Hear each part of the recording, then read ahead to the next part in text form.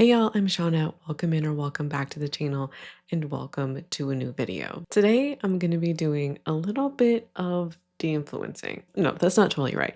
Today I'm going to be sharing some content with you of people who are in one way or another doing something in the realm of de-influencing. Or if it's not self-conscious de-influencing, content that I think is intended to have that kind of effect, or maybe even like promoting positive messaging, all in that realm.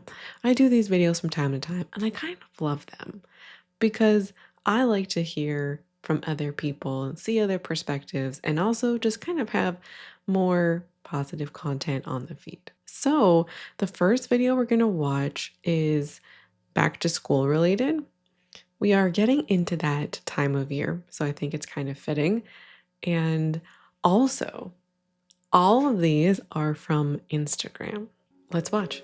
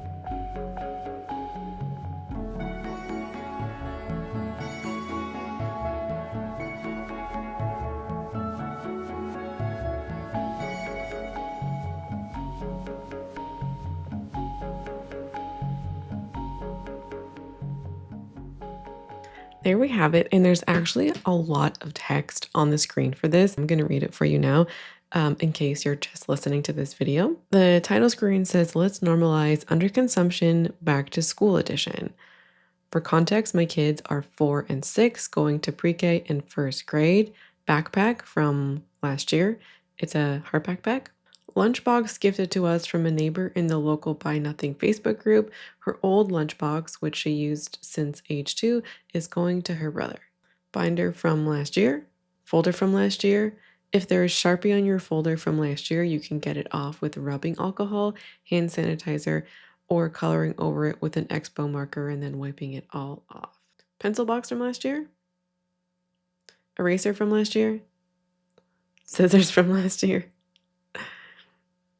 She needs an ungodly amount of glue sticks. We had 3 in our craft area and I bought the rest. Be sure to check and use what you have at home. Crayons, same story. We had 1, bought 2. Kleenex that we already had at home. Had to buy these new. We didn't have any from last year. And clothes. I had my kids try on their pants / long sleeves to see what still fits.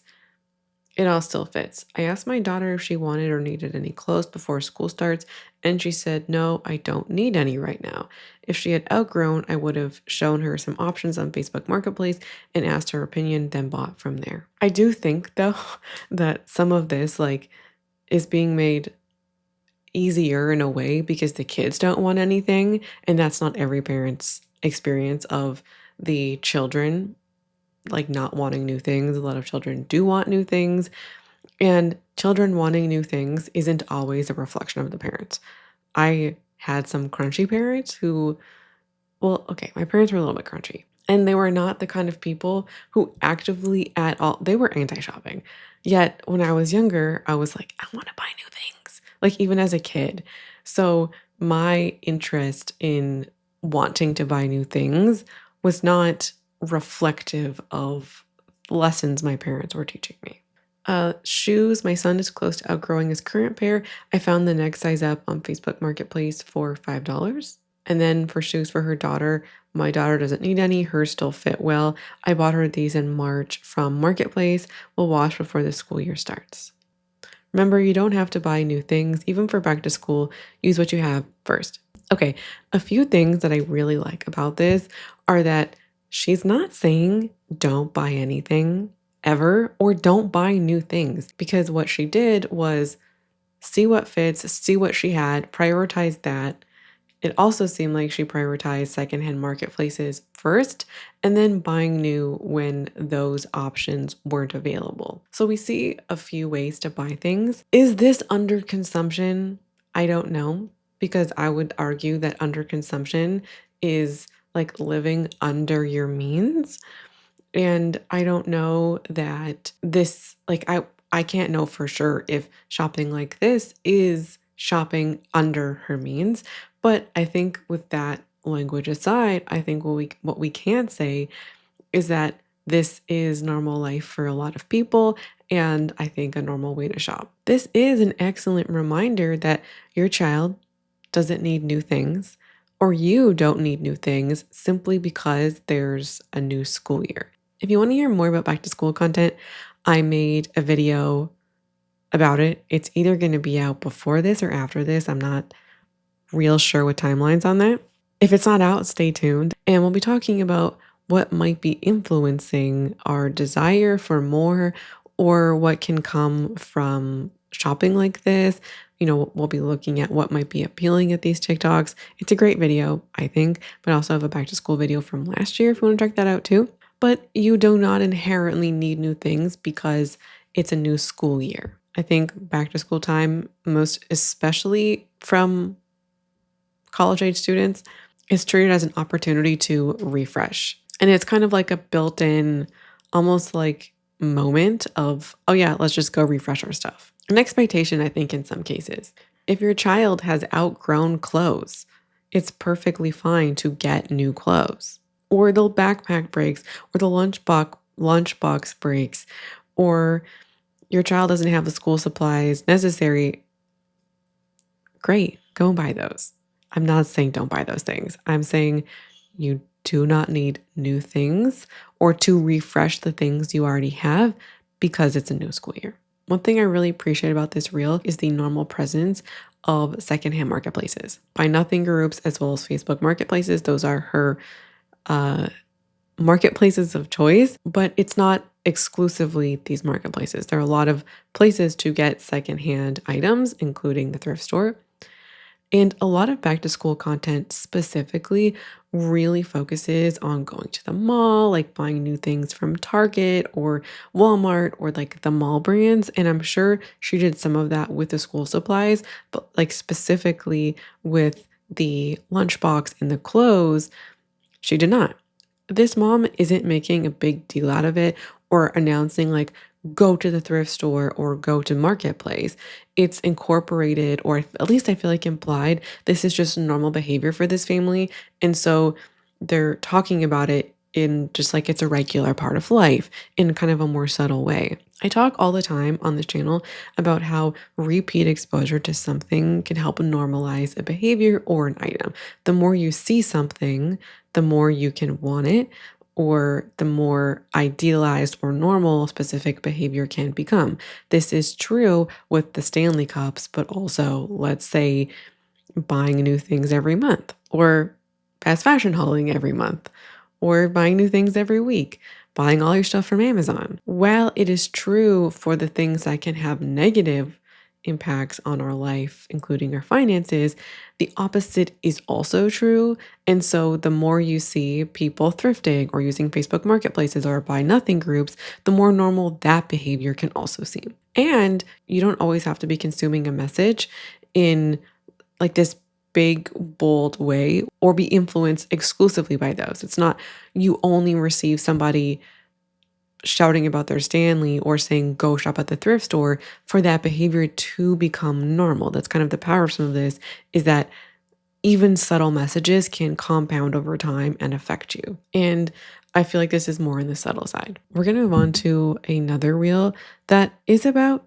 cheapness. So cheap, she rewashes her Ziplocs more than her jeans. Well, your mom is so cheap, she reuses her floss picks until they break on her just to get away. Your mom's so cheap, she got her bicycle from Free Cycle. Your mom's so cheap, she streams shows from websites that need 3 ad blockers and a prayer. Your mom's so cheap, she uses the hair clip she found on the side of the road. Your mom's so cheap, her idea of a splurge is using the free samples from Sephora. Your mom is so cheap, if she was starving, she'd rather eat the crumbs from the bottom of her bag than go out and eat some fast food. Well, your mom's so cheap, she refuses to buy toilet paper. Figure that one out. Your mom's so cheap, she cuts the whole family's hair. Whether it turns out good is up to the alignment of the planets.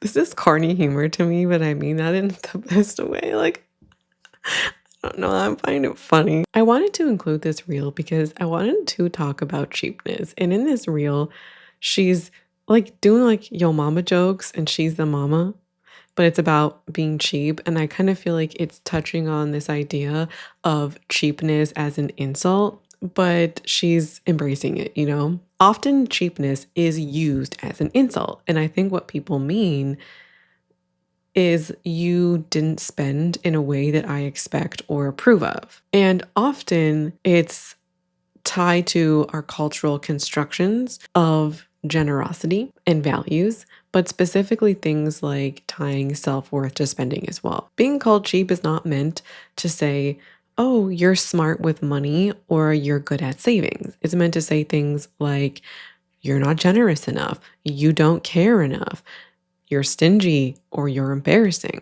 Being cheap or doing cheap things can make people uncomfortable. And that can come from a myriad of reasons. It could be that somebody is doing a kind of behavior that reminds another person that they are not making those same choices, or maybe they can feel like they're being wasteful with their money in comparison, because, comparing our lives to other people or our behavior to other people, it can remind us that maybe we are spending beyond our means, or we're not doing the things like this other person. We're not saving money as hard, or we're not being as conscious about our money or our spending habits. And such a person can be a reminder of that. But sometimes the cheap person is making choices that other people just don't understand. Like, why would you pick up a clip off of what did she say? Like the forest or like the side of the road? There can be some contrasting of values and beliefs. Somebody might say, well, why not? It's a perfectly good clip. The other person might think things like, oh, it's so dirty, or clips are so cheap, why not just go buy a new one? And I think in some of these perspectives are these beliefs of like shopping, but also stuff or environmentalism or, of course, money. That's what we're talking about today or in this segment. I think there's a bit of social expectation about like how people spend and what that means. If you don't spend in a specific way, you don't care. I hear that the most around holiday and gifting time, where people directly tie things like self-worth, emotions, and love to stuff. For many people, being called cheap is a fear of looking poor or being seen as poor, and all the judgment that comes from that. There is a stigmatization of poverty, and certain behaviors are only acceptable among the poor, like getting the clip off the side of the road or washing your Ziploc bags. That's only really acceptable if you're in a survival state, but everybody else, like, you can afford to not do that, therefore you shouldn't do that. And I think that can come with things like, why would you X? Why would you do this when you could do that? There's an expectation that if you can afford better, you would. Cheap can be weaponized not just to suggest that you're low budget, but you're low worth or low value. And cheap is often a socially acceptable way to express classist judgment. And it can tap into people's fears about things like status, belonging, and worth. That's a bit of a surface level discussion today, but I do think that there is some relevance of a discussion like this on a channel in which morality and money and things like emotions and value, all of these things can combine and impact how and when we buy things. So needless to say, I appreciate that reel that humorizes some of these things, I think potentially encourages discussion about cheapness, and is, I think, embracing it. So let's move on to our next reel, and this person is talking about beauty maintenance.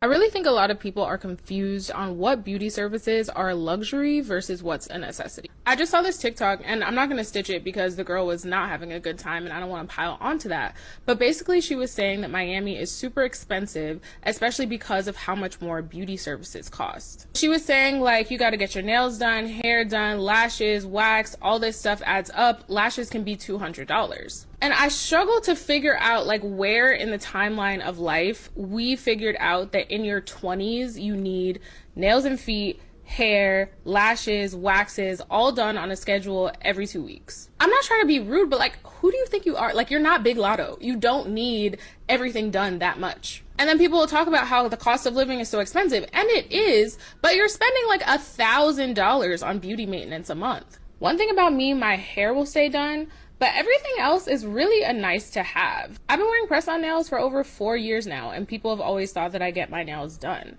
I have done the DIY lashes, but I have never paid no $200 to get my lashes done. Because how would I save money if I was spending that much money on beauty maintenance? Bah, I'm trying to make a point. And so I think if you're feeling like things are too expensive, which they are, a helpful step would be to like audit all of the services that you're getting and ask yourself like, do I really need this? Does this really make a difference to me? Or is this just a nice to have? Because the nice to haves will keep you from what you need to have, which is a savings. The nice to haves will keep you from the need to haves. Love it. I do agree with this creator, and this creator is not saying don't get your lashes done or don't get your nails done or don't get your hair done. That's not the conversation. The conversation is all of these beauty treatments are not must-haves. They are not necessities of life. And then people are like, oh my God, everything's so expensive. I can't afford to live. And she's right. The cost of living for necessities themselves are a lot and they are increasing. Like we've been having this conversation. Many communities have been talking about how unaffordable it is to live. I know in Ontario and Canada more generally, the like affordable housing has been a huge conversation. So she's not wrong that the cost of living is expensive, but it's even more expensive when you factor in $500, $600, $700, $800, $1,000 a month on beauty treatments for things that are not necessities. Necessities are things you need to survive, which are things like food, a roof over your head, clothes to wear, not trendy clothes, not of the moment clothes. Do you physically have clothes that fit? Great.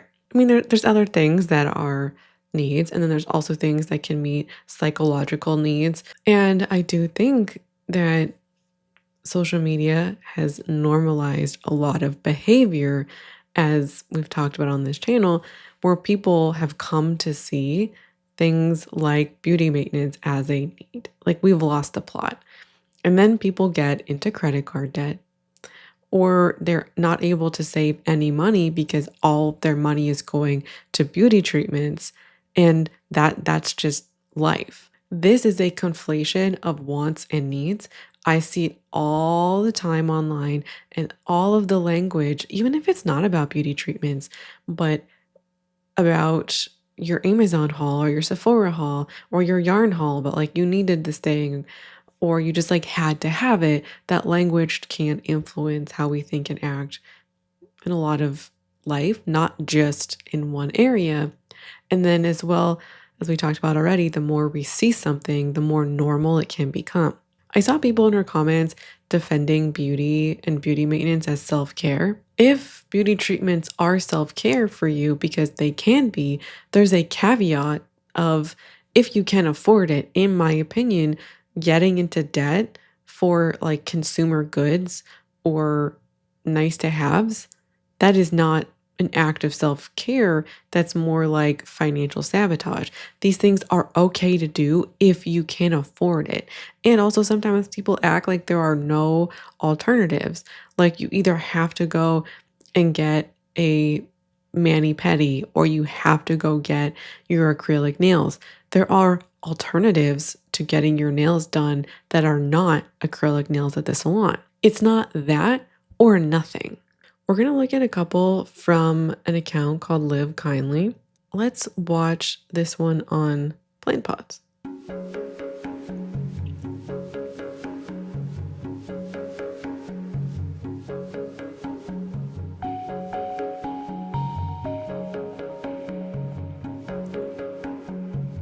I do think that this is a good idea.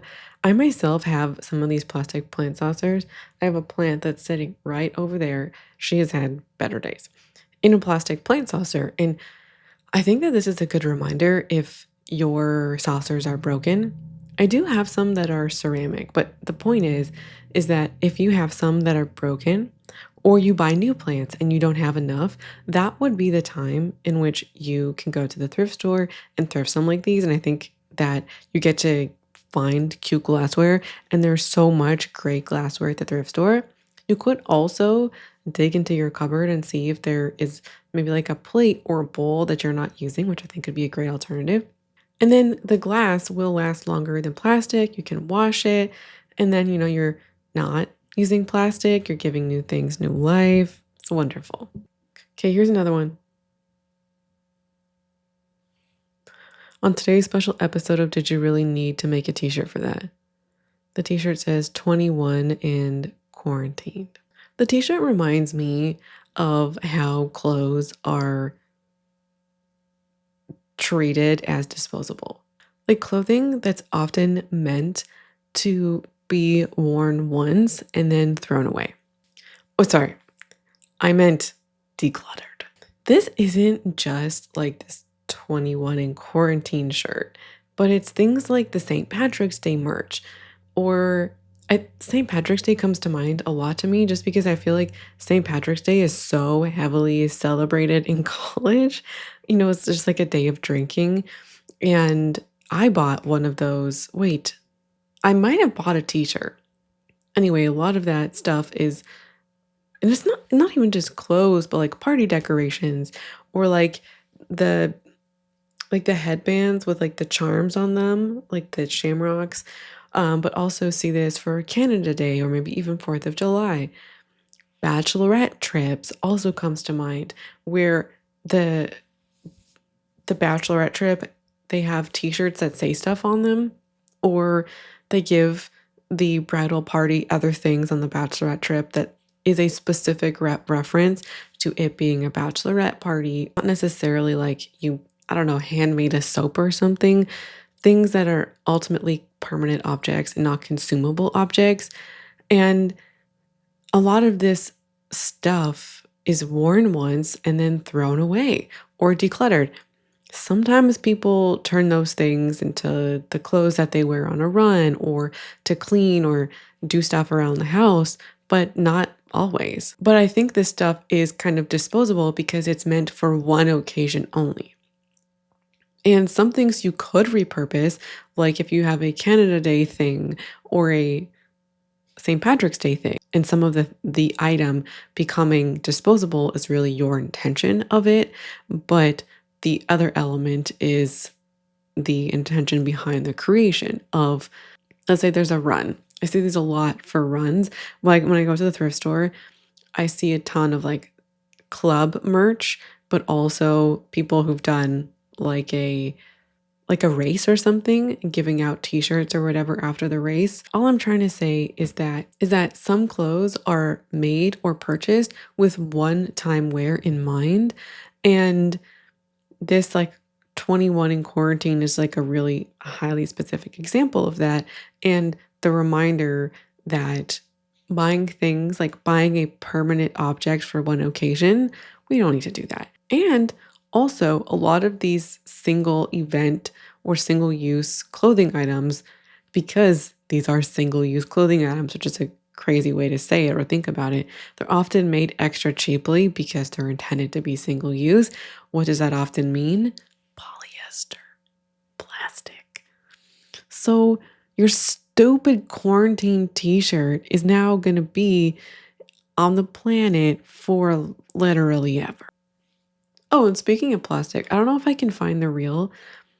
I'll insert it if I can. If not, here's just the explanation. There was somebody who was showing a lip balm tube, and I think it was the squeeze one, and they were squeezing it out. And there was a comment about how, I don't know if it was on the real title itself or if it was being addressed in the comments, but it was something along the lines of, these paper tubes, they get like gross around the edges or they get soft after like a few months or something like that. And then the person's response was, yeah, because they're not made to last forever, which is the point.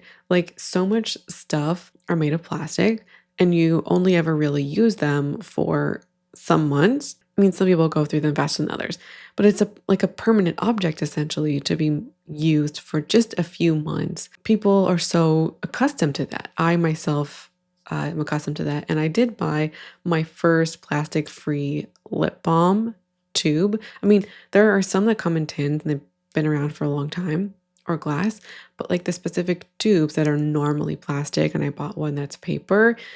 I've had mine for maybe 4 months. It's fine. There is no disintegration happening. I think that depends on the item. The point is like your lip balm does not need to be the most structurally like secure, indestructible thing out there. It's fine. Like the paper lip balm tube is totally fine. I think we're just accustomed to so much of life being made out of plastic. One doesn't need to be. That's the point.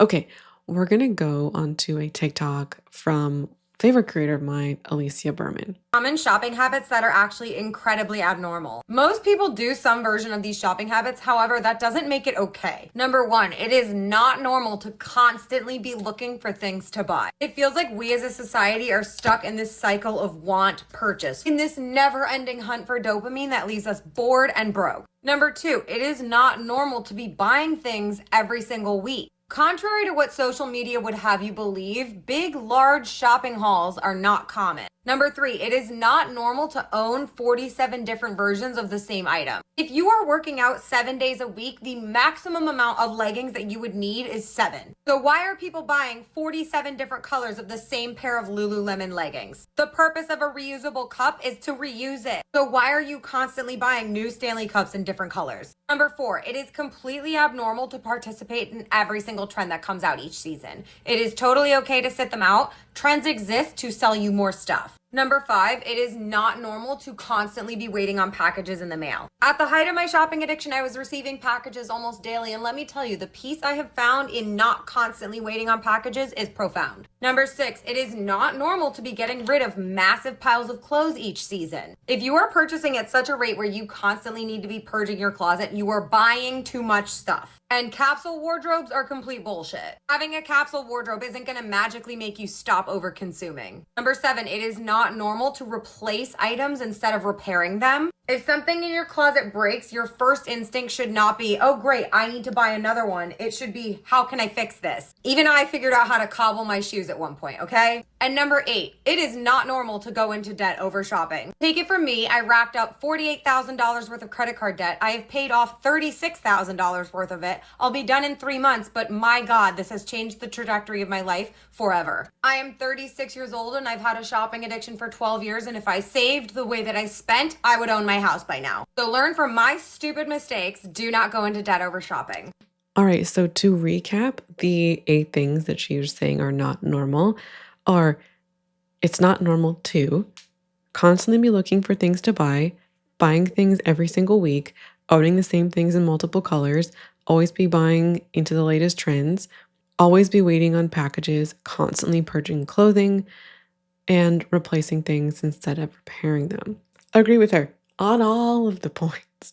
And I want to just touch on a few things of what she was saying. Number one, I think when it comes to something breaking, and this can also mean in some cases like not fitting, or if something may be old. I think sometimes overconsumers or people who like to shop, they kind of get excited about it because that means they can replace the item. I'm not saying that it's incorrect or wrong thing to do to replace an item. Sometimes it's not necessary, and we could learn the skills to replace the item or to fix it. Something breaking can often serve as an excuse to buy something new instead of an invitation to learn a new skill. Her comments on capsule wardrobes are 100% accurate in the sense that if you are a shopper, just paring down or developing a capsule wardrobe is not going to fix the shopping problem. I can acknowledge capsule wardrobes are not for everybody. I think it's incredibly normal for people who have been overconsumers and big shoppers to want to swing in the other direction. And I think like if you're on a journey, a conscious consumer journey, or wanting to change your habits or your behavior, I think a lot of people, they want their life to reflect that, right? So I'm an overconsumer. I don't want to be that way. So it makes sense in my mind to declutter my wardrobe, to pare down, and then to only own like a small number of things. However, the best thing that we can do is use our stuff. And the damage, I don't know what word to use here, has already been done. As in, the resources are already expended, the money has already been spent, and the stuff is already in your home. You do not inherently need to declutter your clothes or your makeup or your yarn or whatever it is because you're on a conscious consumer journey. It could potentially make sense to sell some of your stuff to put towards debt, but that's not really what she's talking about here. And not going to be the case for a lot of people anyway. Like, it's okay to use what you have and to own a larger amount than necessary if it's already there. If it's causing you stress and anxiety, fine, that's one thing. But you don't inherently need to just pare down everything or do a declutter because you're on this journey. I think it is fairly common for this to happen because I think it can be like an act of empowerment or a way to gain control of a situation that one may otherwise feel not in control or out of control.